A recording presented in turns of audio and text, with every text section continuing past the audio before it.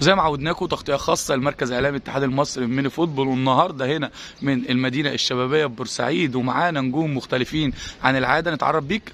كابتن احمد ممدوح، منطقه الشباب. نتعرف بيك. كابتن محمود الصعيدي، منطقه القاهره المغرب. نتعرف بيك. كابتن احمد سمير، منطقه الشباب. كنا عايزين نعرف انطباعك ايه عن المدينه الشبابيه ببورسعيد.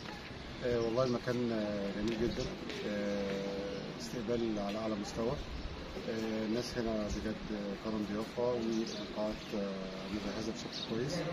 المحاضرين ناس محترمه جدا، وبجد يعني احنا انبسطنا جدا. شايف النهارده يمكن انت حضرتك جاي تاخد دوره تدريبيه في الميني فوتبول، شايف اثقال المدربين في الدوره الخامسه الميني فوتبول فادتك الدوره؟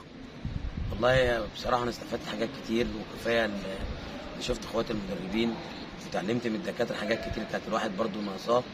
وكل دوره الواحد بيكتسب فيها خبره، وبيكتسب فيها المهاره والتعارف. وبصراحه الاتحاد الميني فوتبول مجمع شويه مدربين عندهم ثقافه، وده اللي ساعدنا في البطوله دي.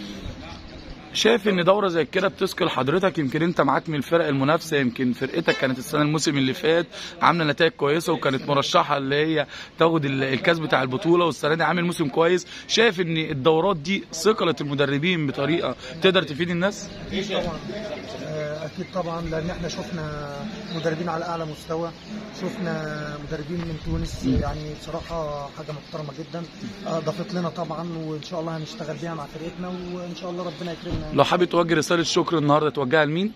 اوجهها لكل القائمين على الدوره دي، استاذ احمد سمير، كابتن شناوي، كابتن ناجح. شكرا، استفدنا منكم كتير، وان شاء الله دورات تانيه باذن الله معاكم. نتمنى لكم التوفيق، وانتظرونا وتغطيه خاصه لمركز اعلامي الاتحاد المصري للميني فوتبول.